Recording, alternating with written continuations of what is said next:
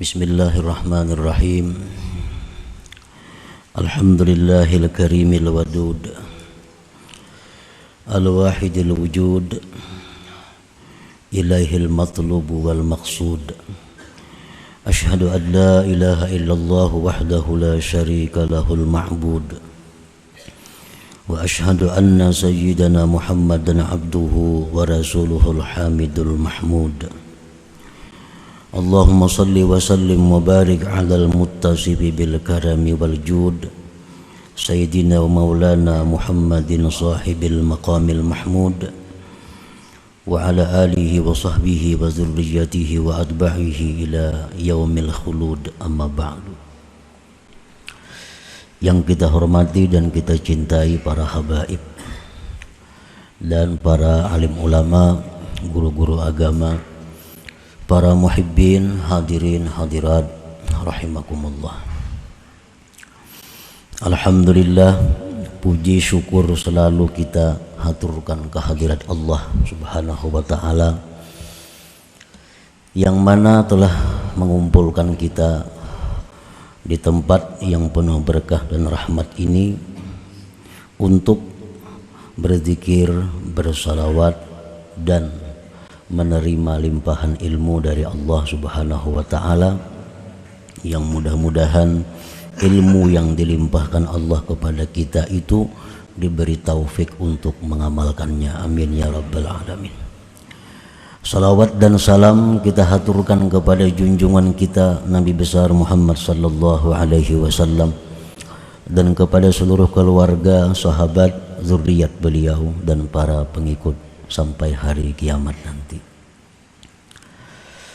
Para muhibbin rahimakumullah, al-hikmatu tsaniyah wal arba'un minal hikamil ataiyah. Qala al-imam Ahmad ibnu Athaillah Sakandari rahimahullah, nafa'ana bi ulumih. Hikmah yang ke-42 dari kitab Al-Hikam, berkata Imam Ahmad ibnu Athaillah As-Sakandari rahimahullah, wa nafa'ana bi ulumih.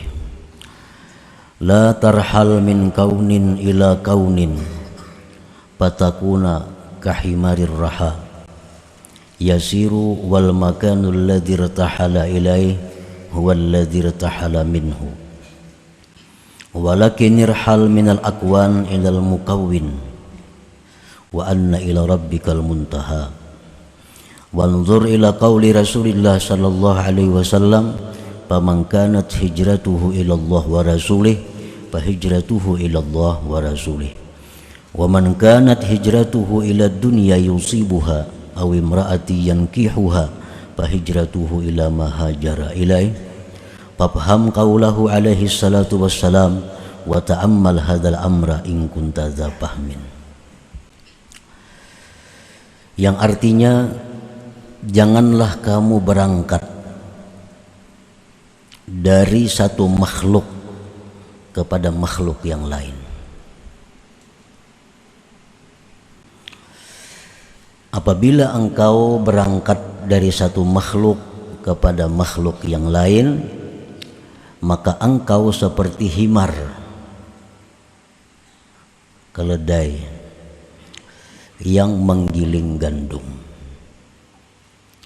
Dia berjalan, dan tempat yang dia berpindah kepadanya itulah tempat yang dia berpindah daripadanya.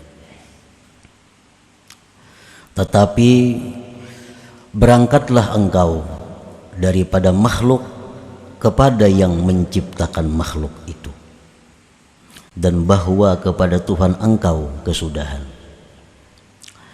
Dan renungilah kepada sabda Rasulullah sallallahu alaihi wasallam, barang siapa yang hijrah kepada Allah dan Rasul, maka balasan hijrah itu kepada Allah dan Rasul yang membalasnya.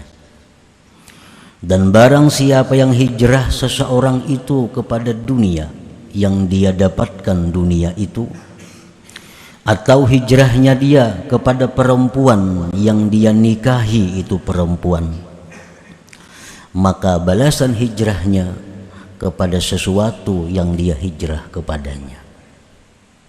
Pahamilah sabda Rasul alaihi salatu wassalam dan renungilah ini perkara jika engkau mempunyai pemahaman. Nah, itulah terjemah makna daripada hikmah yang ke-42 ini. Para muhibbin rahimakumullah, di dalam hikmah yang terdahulu yang ke-41, di situ telah dijelaskan oleh musannif bahwa sungguh aneh orang yang lari daripada sesuatu, lari daripada zat yang dia tidak bisa lepas dari zat itu. Kemudian dia mencari sesuatu yang tidak kekal sesuatu itu. Maksudnya sangatlah aneh orang yang beribadah, beramal, tetapi tujuannya itu adalah makhluk Allah. Lanjutan dari hikmah yang ke-41 ialah hikmah yang ini ke-42. Jangan kamu berpindah dari satu makhluk kepada makhluk yang lain. Kalau kita beramal karena manusia, kalau kita beramal ingin mendapatkan kedudukan, kita beribadah ingin dimuliakan oleh manusia, berarti kita mengharapkan makhluk.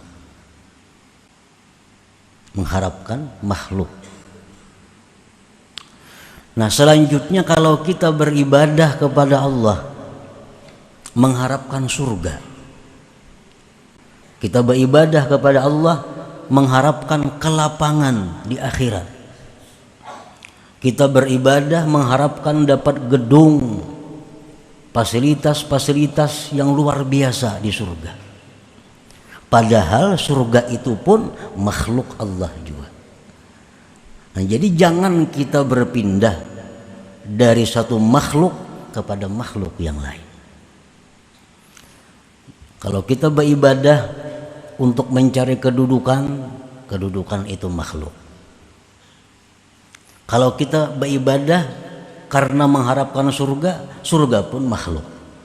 Nah, jadi janganlah berpindah dari satu makhluk kepada makhluk yang lain. Itu maksudnya. La tatruk hazzan min huzuzi nafsik talaban li hazzin akhar.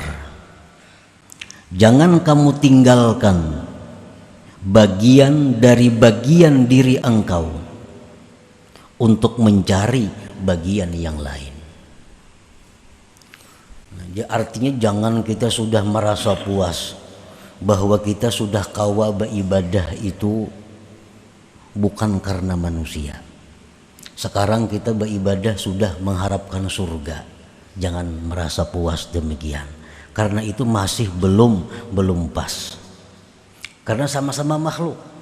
Manusia ya makhluk juga, surga ya makhluk juga. Nah, la tarhal min kaun ila kaun. Janganlah berpindah dari makhluk kepada makhluk.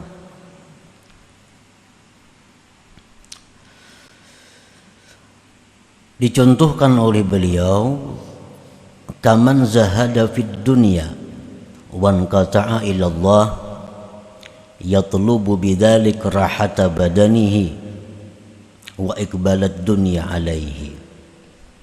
Seperti orang yang zuhud pada dunia dan dia beribadah kepada Allah, menuntut dengan demikian itu kelapangan badannya dan menghadapnya dunia atasnya. Orang ini berusaha sudah jauh dikuranginya. Kalau perlu berusaha diampihinya. Tujuannya hanya melulu beribadah kepada Allah. melulu ibadah kepada Allah. Toko kada buka lagi, kabun-kabun kada diurusinya lagi. Nah, ini beribadah aja kepada Allah.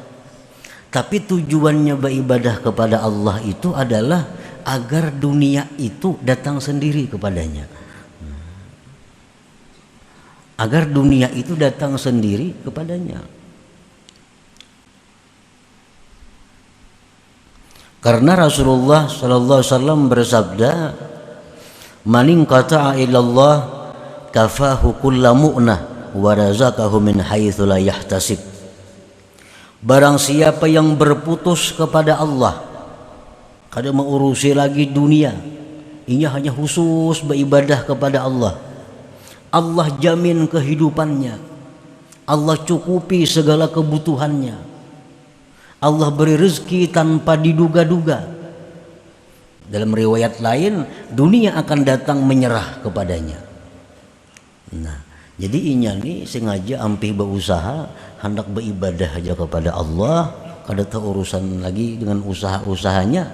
Tujuannya apa? Supaya dunia itu datang sendiri kepadanya. Nah, ini ngarannya apa? Berpindah dari satu makhluk kepada makhluk yang lain.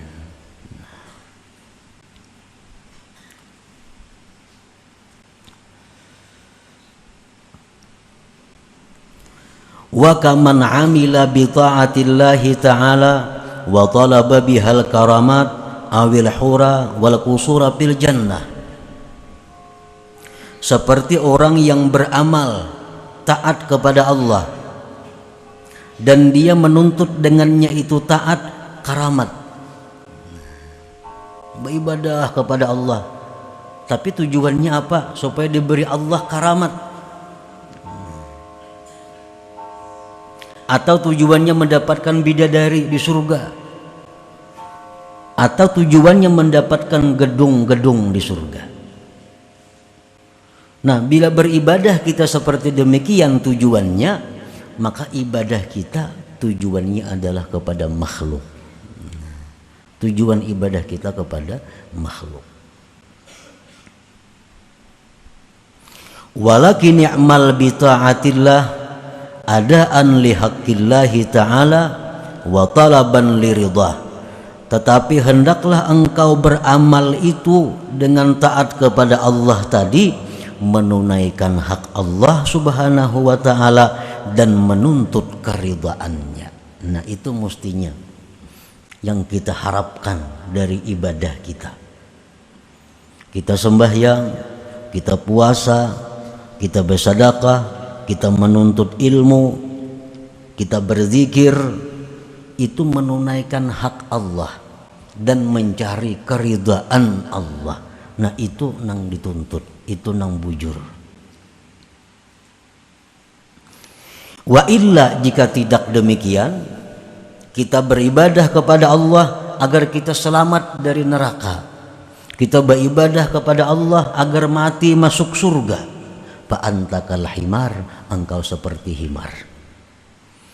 Himar nang menggiling gandum itunya selalu berjalan, tapi jalan di tempat. Nah, orang yang beribadah tujuannya untuk mencapai kesenangan diri sendiri sama dengan himar tadi. Artinya ibadahnya itu jalan di tempat, kada akan sampai kepada Allah subhanahu wa ta'ala. Para muhibbin rahimakumullah, apabila kita beribadah untuk dunia, Allah akan memberikan dunia itu. Allah berikan dunia. Wa ma lahum min khalaq, tapi di akhirat orang ini tidak ada lagi bagian.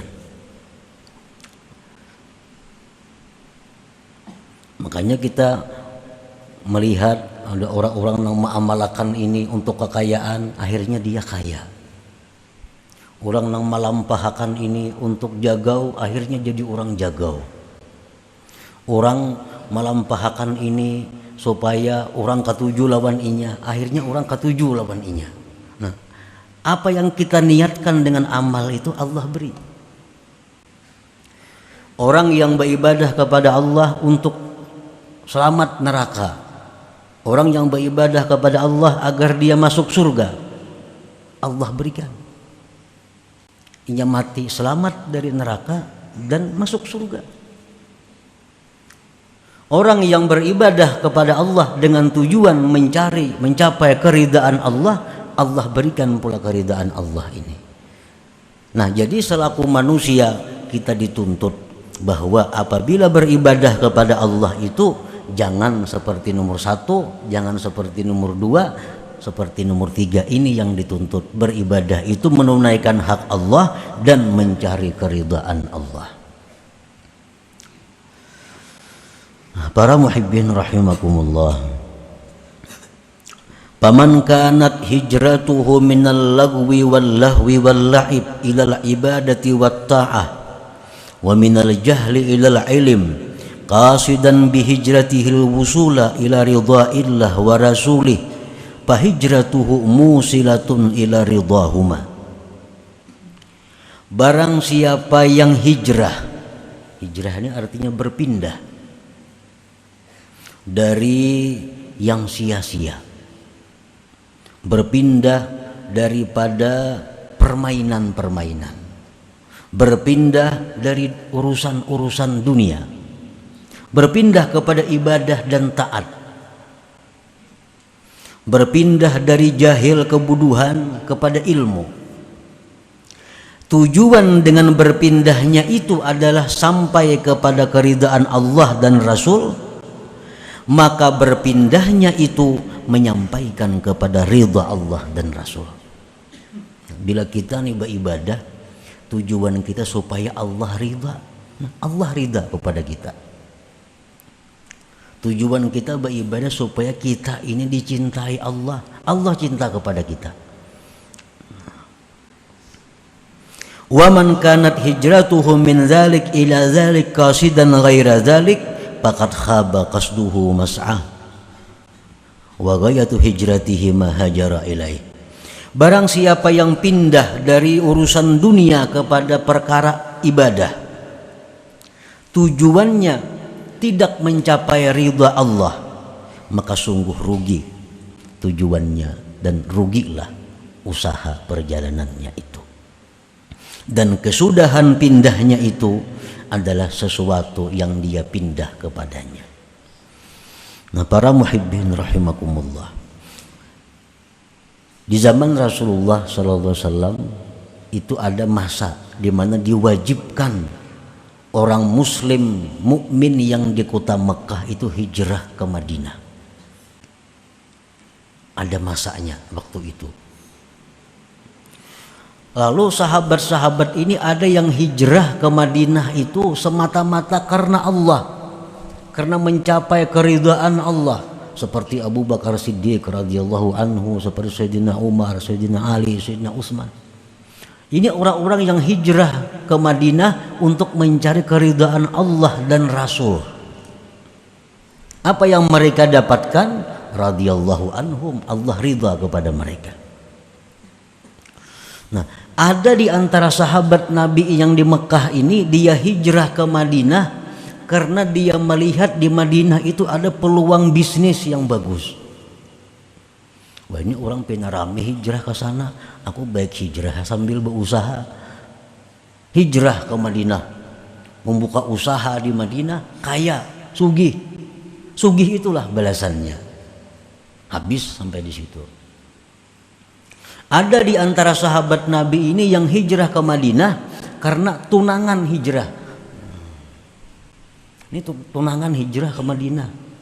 Hijrah tunangan boleh jam kada hijrah putus sampai di sini kita. Wa ila imra'atin yankihuha. Mau kada mau si laki-laki hijrah juga ke Madinah. Sampai di Madinah kawin. Kawin itulah balasannya. Habis itu kada ada lagi.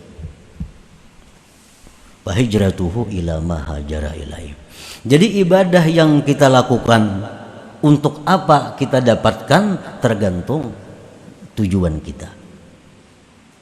Orang mengamalkan la ilaha illallah 100.000 kali, tujuannya hendak jadi orang sugih, dilampahkannya jadi orang sugih, Allah akan memberi itu. Fal amalu ala talabil jaza wad darajat au nailil maratibil aliyati wal maqamat nuqsanun wa syaubun bi ikhlasil a'mal. Beramal untuk mencari balasan, mencari derajat, mencapai martabat tinggi dan kedudukan, itu adalah kurang dalam ikhlasnya amal. Ikhlasnya amal. Kalau kita beramal supaya ke surga, kita beramal supaya terhindar dari neraka, ini oleh para ulama disebut ikhlas juga, tapi kurang ikhlasnya. Kurang ikhlasnya. Nah, orang-orang yang beribadah kepada Allah tujuannya ini surga, tujuannya bidadari, tujuannya menikmati segala macam fasilitas surga. Dia beramal karena itu, mati masuk surga. Tapi di dalam surga dia tidak akan bisa melihat Allah Subhanahu wa taala. Tidak akan bisa melihat Allah. Karena orang-orang yang melihat Allah di dalam surga itu orang yang sudah mulai di dalam dunia ini menginginkan itu. Jadi di surga itu ada orang pengumuman bahwa Allah bertajalli, wahai penghuni surga, siapa hendak bertemu Tuhan, silahkan bertemu Tuhan. Orang kesanaan sekali, ini kada tahu urusannya memakan gawiannya, bidadari di sekelilingnya. Padahal bertemu Allah itu adalah merupakan puncak segala kenikmatan yang ada di dalam surga itu. Wal amalu li wafa'i huquqil ubudiyah wa qiyami huquqir rububiyah min ghairi iltifatin ila nafsi huwa ikhlasul muqarrabin. Beramal ibadat untuk menunaikan hak kehambaan, melaksanakan hak ketuhanan tanpa memandang kepada dirinya, itulah yang dinamakan ikhlas muqarrabin. Nah, para muhibbin rahimakumullah, padahal andai kata kita beribadah kepada Allah, sembahyang contohnya, tujuan kita dengan sembahyang itu adalah keridhaan Allah. Itu aja sebuting. Allah ridha kepada kita. Allah ridha kepada kita. Nah, bila Allah itu ridha kepada kita, segala kebaikan-kebaikan dicurahkan kepada kita. Segala kebaikan dicurahkan kepada kita. Kalau kita mengambil yang ridha ini. Nah, jadi alangkah ruginya kalau kita beribadah karena makhluk, beribadah karena mengharap surga. Karena bila dua itu kita sudah dapat keridhaan Allah. Bila kita beribadah ini karena ridha Allah, kedua-duanya kita dapatkan. Dunia otomatis dapat, surga otomatis dapat. Makanya tadi dicontohkan oleh beliau, orang yang beribadah karena dunia, orang beribadah karena surga, itu kal himar, seperti himar. Himar itu pintarlah. Al-himar, seperti himar. Para muhibbin rahimakumullah, man amila lillah wa billah nalal qurba minallah wastahaqqa bimartabati abdillah. Man amila lillah, barang siapa beramal, beribadah karena Allah. Ini beribadah ini mencari keridhaan Allah, yang lain kada tahu urusannya. Ini beramal itu kadang-kadang ada masuk huzuzun nafsi, ada masuk kepentingan-kepentingan diri. Ini yang merusak ikhlas. Bagaimana caranya kita mengetahui amal ini ada masuk kepentingan diri? Mengetahui mana amal ibadah kita yang murni karena ridha Allah. Nah, di situ kadang-kadang kita ada menjumpai dua macam perkara ibadah. Dua macam perkara ibadah. Ibadah yang pertama lebih besar pahalanya. Ibadah yang kedua lebih kecil pahalanya. Bila kita memilih ibadah yang kecil pahalanya, berarti di situ ada kepentingan diri. Ikhlasnya kada murni. Bila kita mengutamakan ibadah yang besar pahalanya, kita tinggalkan ibadah yang kecil pahalanya, berarti kita mementingkan keridhaan Allah ngarannya. Kita ambil contoh umpamanya. Ini ada orang maulah masjid, memerlukan dana. Dananya misal 10 juta. Ini kita sumbang berpahala. Berpahala ini. Ini perbaikan masjid memerlukan dana 10 juta. Di saat yang bersamaan ada keluarga kita yang sedang sakit, membutuhkan dana untuk berobat 10 juta juga. Pahalanya tentu lebih besar menolong manusia ini. Pahalanya lebih besar kita mengobati nanggaring ini, duit 10 juta itu. Kalah kita pahalanya untuk merihab, memperbaiki masjid tadi. Nah, apabila kita ini cenderung, kita ini ingin menggunakan duit ini untuk masjid itu, kita biarkan yang sakit ini sakit, berarti ibadah kita itu kadang mencari keridhaan Allah. Ada kepentingan nafsu di situ masuk. Karena kita menyumbangkan masjid ini diumumkan orang, si anu menyumbang 10 juta. Yang menyumbang nanggaring siapa mau makan adalah di masjid mau makan, gak ada. Nah, di situ kita diuji. Setiap dua ibadah yang bertentangan, satu pahala lebih besar, bila kita melaksanakan pahala yang lebih kecil, di situ karena Allah, karena ada kepentingan-kepentingan nafsu. Nah, para muhibbin rahimakumullah, man amila lillah, barang siapa beramal karena Allah, wabillah, dan dengan Allah. Inya ini beramal mencari keridhaan Allah, dan inya pun sadar kawa beramal itu karena ditolong oleh Allah, wabillah ngarannya. Jadi beramal ini karena Allah. Amun merasa seseorang nang beramal kada jadi napa-napa amalnya, itu ujub ngarannya. Ujub tuh ihbatul amal, menggugurkan amal. Nah, barang siapa beramal karena Allah dan dia merasa beramal itu dengan pertolongan Allah, dia akan mencapai kedekatan daripada Allah. Nah, akan mendekatkan kepada Allah. Bila sudah kita dekat kepada Allah, wastahaqqa bi martabati abdillah, kita berhak duduk di martabat abdillah, hamba Allah ngarannya. Nah, para muhibbin rahimakumullah. Jadi kita ini kada semuaan hamba Allah. Ada nang hambanya surga, ada nang hambanya karamat, ada nang hambanya kemuliaan, ada nang hambanya dunia. Nah, kemana kita beribadah tujuan kita, itulah tuan kita, itulah tuan kita. Kalau kita beribadah ini karena Allah, berarti Allah tuan kita dan kita ini budaknya, hamba Allah.